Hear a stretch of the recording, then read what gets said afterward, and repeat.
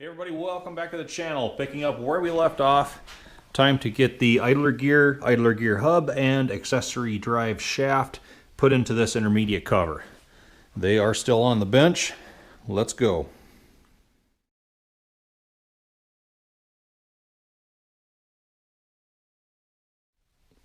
I'll start with the idler gear and hub. Now this is a really simple setup. Really the only thing the manual talks about with this is to renew either the hub or the bushing in the gear when running clearance exceeds 0.010 of an inch. I have measured this. We're at 4. I'm not going to worry about it. And the gear is just a slip fit. On the hub we have 3 timing marks on here. We have a C, an I, and an F. We'll get into that later. Hub is held onto the intermediate cover by these 3 bolts, and it's a pretty simple piece. We have a witness mark from that oval oil passage on the intermediate cover on the back of this. That feeds oil under pressure into this hole back here, which comes out right here to lubricate the bushing inside the gear, and it also extends over here, feeds oil into this passage right here that goes on and up out this jumper line and onto the accessory shaft. We'll get into that again during assembly. But I have a little bit of cleaning left to do on here. I want to show you guys. I haven't taken this plug out the bottom yet because these are usually always a gunk trap. When they drilled this passage that goes through here, they started down here and drilled all the way up through to where this fitting is. And oil really only ever feeds in this hole and goes on up. So that means anything else from here down is just basically stagnated. It's a very low flow area, and that's where it traps all the debris and all the settle out. Usually fills that passage, and you know, at least from the feed hole on down, gets pretty gunky. We'll take this plug out, see what's in there. 5/16 square drive socket. Fits it pretty well. And it's just a pipe plug. Looks like about 1/8 thread.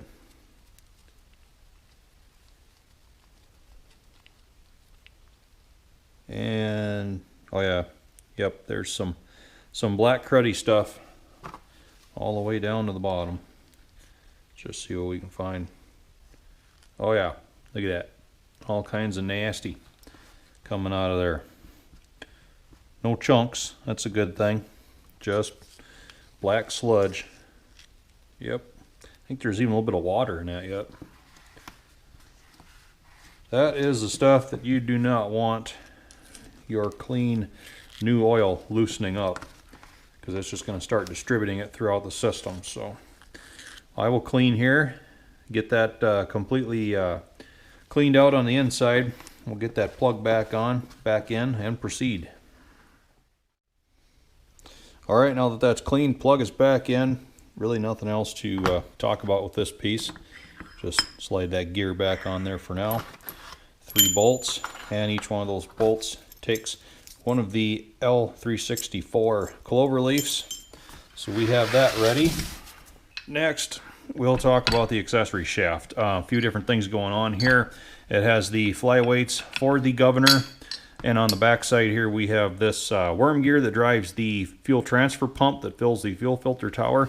And on the back side of it we have this offset drive slot, that tang, that drives the diesel fuel injection pump. That is offset on the shaft, so that it can only go together one way. Makes life a lot easier. This is another piece that I really did not fully disassemble. This plug comes off the front. I did have the flyweights out and cleaned everything, inspected them for looseness on the bolts. Really no wear was found in there. It was looking very, very good. Assembled them again with new cotter pins. The old cotter pins were installed just horribly. And again, this is one more assembly that I did not go to all the trouble of taking apart, because you can really get into it and clean everything that you need to clean with it put together. You can't get this drive hub here off the back without pulling the gear and everything else. And again, I just wasn't into doing that. I really couldn't find a reason for it. So we go back to the beer can engine once again. I did take its accessory shaft apart so that we can get a little better idea of what goes on in there. Of course, you have the flyweights that mount to that gear face. pretty self-explanatory. Bolts with Castle nuts cotter pins hold those together. Hold those on, I should say. Then the plug that slides on the front, this little piece right here, that thing can be pressed all apart. You press the bearing out first. It just has a bushing on the inside, rides on that shaft. Press that bearing out, and then this end plunger presses out of the bearing. Pretty simple. I've never seen one of these bearings go bad. I don't remember what the CAT part number is, but I did plug that into the Florence site. They have a bunch of them. I'm sure CAT Inc. could probably get you some. This one is a MRC 203SFF. Looks like it's a sealed bearing on each side. I plugged that into Google and I found loads of these available, $10 to $15 range. Pretty common bearing, so there's really nothing to be scared of with that piece. Nut and fold over lock holds the gear on the shaft. This is your same 1 11/16 size nut that was on the camshaft. Then the gear has to be pressed off the shaft. It is also keyed on there. There's your Woodruff key. This area is just like the back of the cam. There is a bronze thrust washer in here that comes up against that area right there. Once the gear is off, you have this thrust plate and then your thrust washer.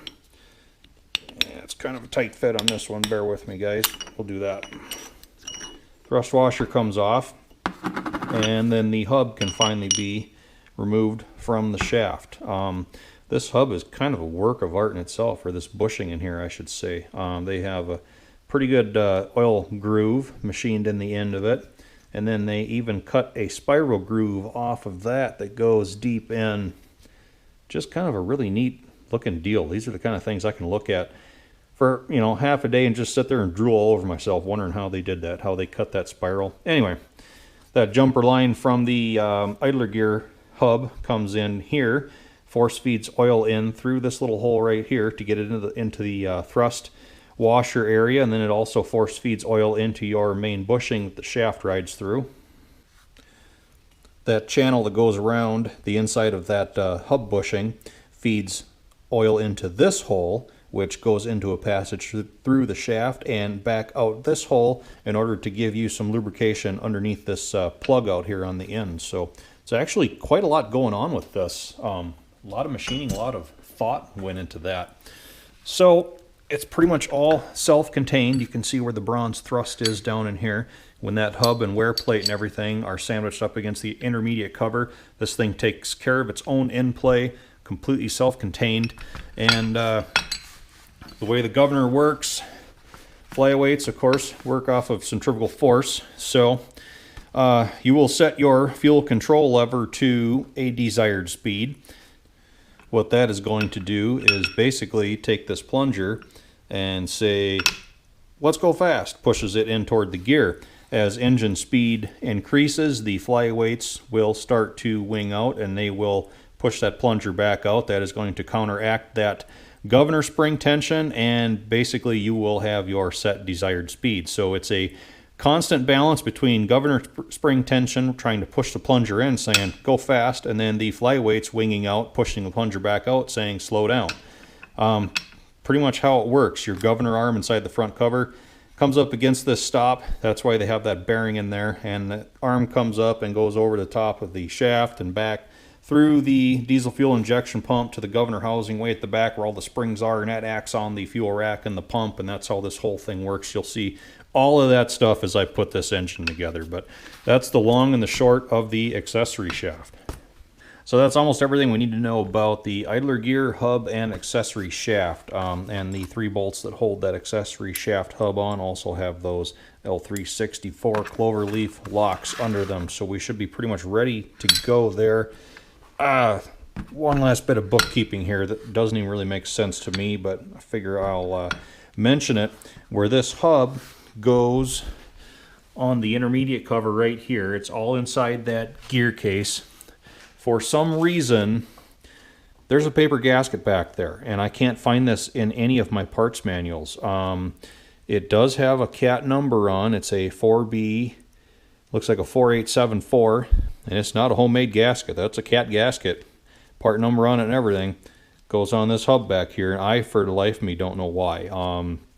Like I say, it's not in any of my parts manuals, but the funny thing is, when I was into my 5U D2, which has a very similar accessory shaft setup to this, I remember that one had the same gasket, and I can't find it in the parts book for that either, so maybe it was a service bulletin upgrade at one time.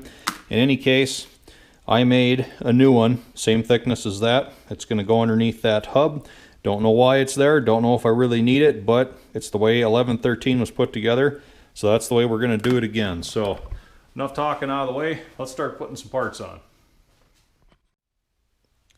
Okay, so to begin, idler gear is off the hub. You cannot have that on the hub in order to access the bolts.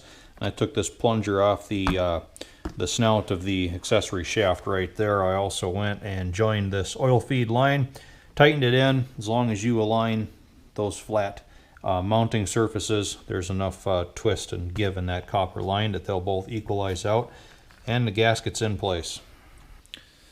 And before you install this, make sure that additional little hole in your gasket's lined up properly.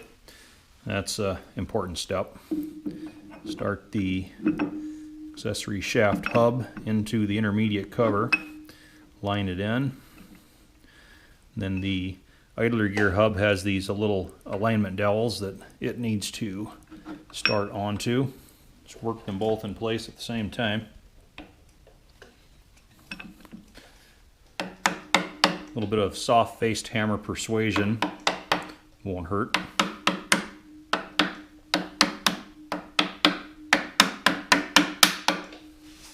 There we go. So after seating both of those components, it's pretty straightforward to complete the installation. Just bolt them on and get the locks folded over. You can see on the idler gear hub, I have those two bolts with the clover locks folded over. This one's loose. I'll explain why in a minute. And this accessory shaft is a real bear to get the 3 mounting bolts in, because again, like the cam, you have to work in through these holes here and here, but you have even smaller access holes on your accessory gear as you did on the cam, and they were difficult enough on the cam still. Oh boy, that's a bright light. I have them in there. You can see that bolt in with the clover leaf folded up. We have the second one right in there. Yep, see the lock. And gently roll this over, keeping control of those flyweights. There's number 3. So, the reason I left this one loose for now, on the last video, yes, left a comment.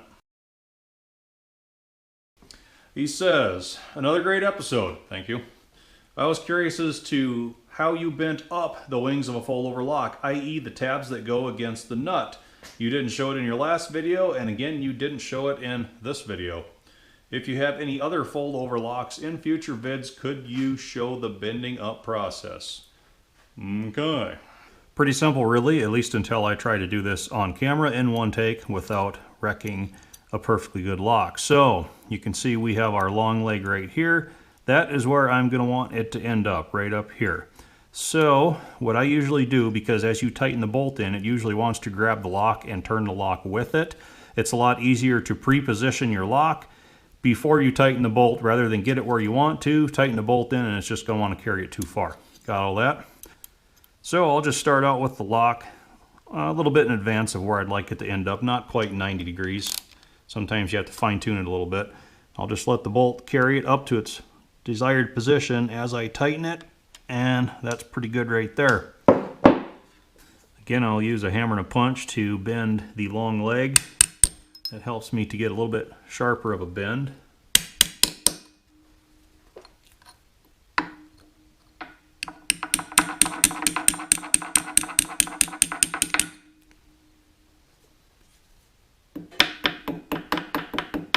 There, that's pretty good. Now this one's actually a pretty good example for bending up one side or the other and how to choose which one you're going to utilize, because it didn't end up perfect like this one here, where a flat perfectly lined up with one of the wings, same as this one here, another perfect one. This one's going to be a problem child, so we decide where we're going to bend it up against the bolt and which flat we're going to use. So we pretty much cannot use this flat here, because if we made a 90-degree bend here, we'd be fine on this end, but it would want to carry on up into the upper leg, and that's no good. That's not going to result in a tight bend because we're already doing a 90 right here, and they will not coexist in the same environment, we'll put it that way. This side, same situation. I cannot use this flat right here because we'd had to bend this here up, again, intersecting into this other 90, so we're left with this one here or this one here. I personally like this one here. I can get a little better purchase on the bolt. So one of these little 90-degree screwdriver end tools usually works pretty well for me. I can get underneath that pre-bent portion. I got good leverage with it, and we can just start angling that up just a bit till I can get pliers on it and just creep it on up to that flat on the bolt, keeping it even all the way around. And I'm fussy. I'm not gonna rest until it looks like a nice straight line on there. Good tight bend up against that flat. We're a little bit angled, but that is just fine. That is plenty sufficient. Sometimes, like I say, when you end up with these problem child ones that do not want to align perfectly, that's just what you do. Good 90-degree bends, make sure it cannot counterclockwise rotate, and you're good to go. Okay, now we're just about done. We're kind of dragging on here, so I need to hurry things up. The reason I have this tape on this shaft, it's actually to protect it from these flyweights flying around without that, the piece that goes on the end here, and they will actually contact the shaft hard enough to damage it. So while I'm rolling this thing around and concentrating on locks and not having free hands to keep these under control, I wrap some tape around here to prevent damage. Wouldn't you know, this is live, folks. We still got some sticky stuff on there. I'll clean that off later. Anyway, roll this around. You can see that little mark right off the end of my thumb right there. You can kind of catch a glint. That can actually displace enough metal to become a high spot. And there's one on this side too. Yep, right there off my thumbnail. So that tape on there kind of protects that while you're working on it. Real quick before I put that collar on the end of this accessory shaft, I want to make sure to test the lube circuit that goes all the way into this shaft and up to that little hole right there. So we'll take some compressed air, we'll pop it in that passage right there. That should feed through the idler gear hub and through that line into that hub for the accessory shaft, into the shaft, and come out right there. If I have air coming out right there, I know I'll have oil. So just put the chuck in there. Let's see if we got anything with my finger here. Oh yeah, yep, we got air. So we know that everything is assembled correctly. Got some oil inside that bushing, some assembly lube where it contacts the flyweights here. Light layer of oil on the shaft, so we'll fit this on, get the flyweights under it, make sure it moves freely. Yes, it does, so we don't have any high spots on that shaft from those weights banging into it, because if we had a catch here, you'd have a catch in your governor. Your RPM would not react as it should, but that's nice and smooth. Okay, final piece of the puzzle is the idler gear. Position it so you can see the timing marks. We have an I, we've got a C, we've got an F. If you can't see those, it means that it's backwards. So a little bit of assembly lube on that bushing, a little bit of assembly lube on that hub, and position it so that you align all the marks.